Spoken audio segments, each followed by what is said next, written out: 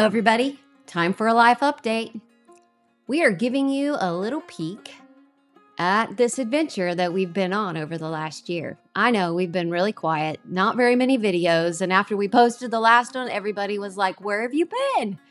We've been really busy.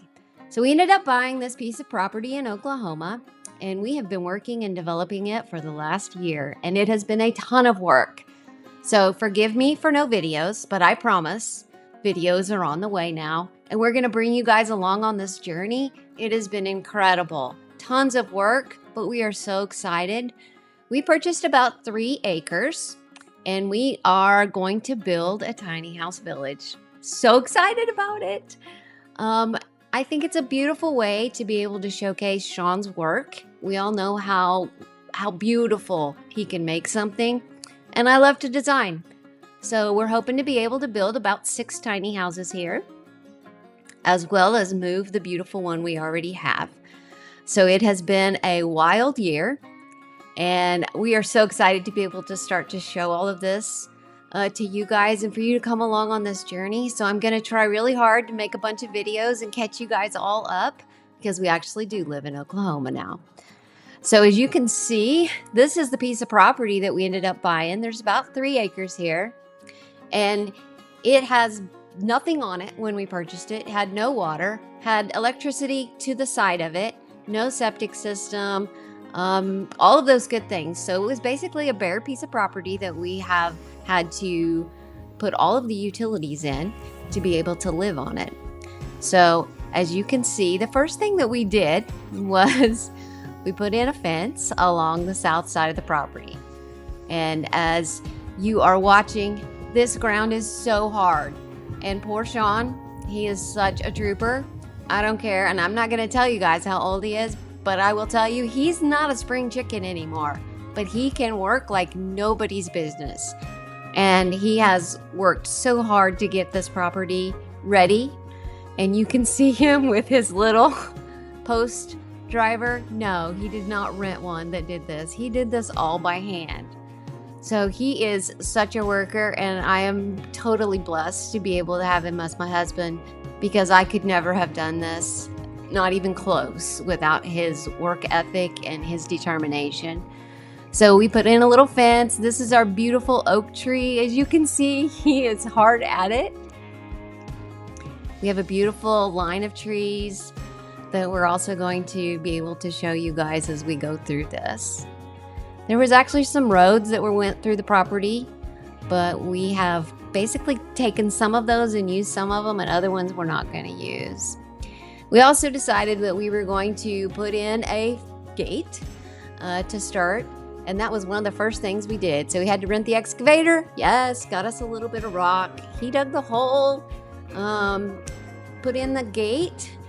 Josh, which is a relative of ours down here, he actually got to help Sean, and he was a lot of help, and we appreciate that. And as you can see, here goes Sean. He's just at it.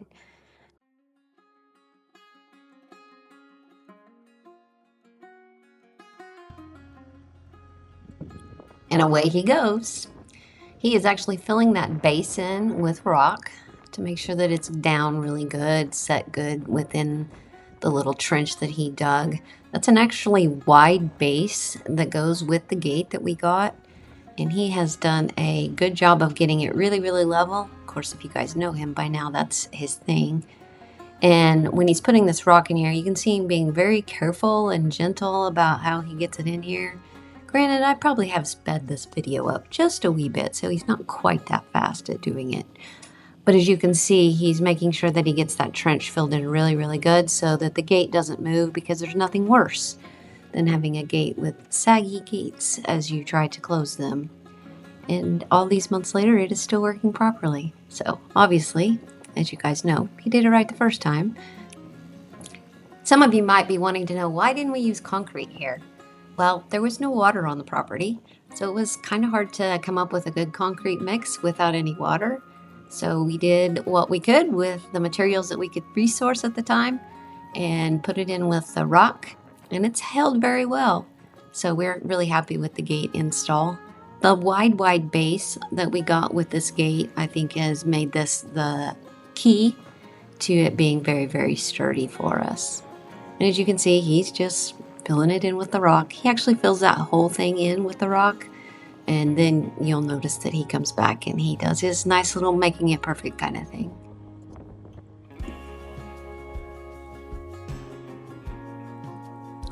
For those of you that have watched a lot of our videos, some of you may be wondering what kind of skill set Sean actually came into this with. And he had worked at a concrete company for many years.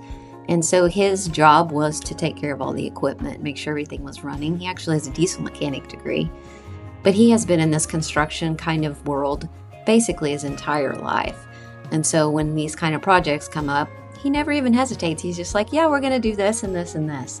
So being very blessed that I don't have to think about those kinds of things. I just get to pick the gate out. It's a really nice thing.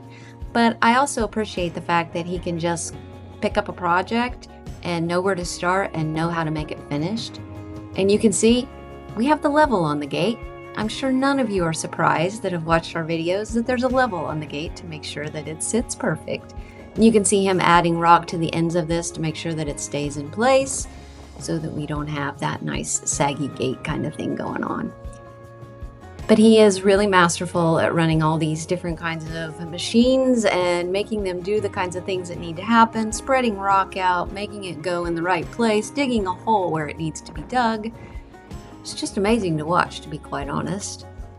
And as we've done this project, makes me very thankful and really amazed at the amount of skill set that is in his brain, and I hope that we are beginning to pass that on to the next generation now. And you can see the gate looks phenomenal. And here he goes. Yeah, you can't leave a mess. You know he doesn't like a mess either. So he is going to clean it up, polish it up, move the rock around so that it is perfect in his book. He doesn't like things to be undone very well. So he is making sure that it's easy to drive in and out. The gate has a good base. The entrance has a good base, so that when we start to move things in here and we start to use this property, it is ready for us. And all of the basics have been taken care of, and so it'll be easier to go ahead and then add to it when it's time to do that. Yeah, I was amazed that he can just like grade this out and it looks just perfect. I was always like, who taught you how to do these things? And he always looks at me and he shakes his head. I don't know, you just do it. There's no book that teaches you these kinds of things. So I'm appreciative of his knowledge. One last pass? I think so.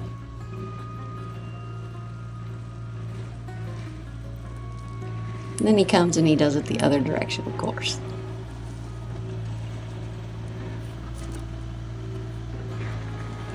Fairland Rental, which is a little rental company not very far from us. They have been our go-to place for getting all of our equipment rental, and we've needed quite a bit of it in this project. So we are thankful for those guys up there.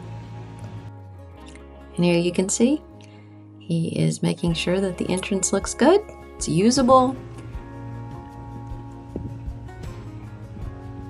Like I said, I'm always amazed at the end product. I just got to get out of his way and let him do his thing, because he always does a beautiful job. Doesn't even matter what it is, even spreading rock.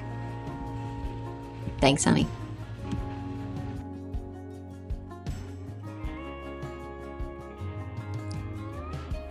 Our tiny house village has a gate now. This is Mr. Josh, and we decided we were going to see if we could put a septic system in a certain place on the property. And so we had him go over there and start to dig to see what we could find. And what we found, yeah, a lot of rock is what we found.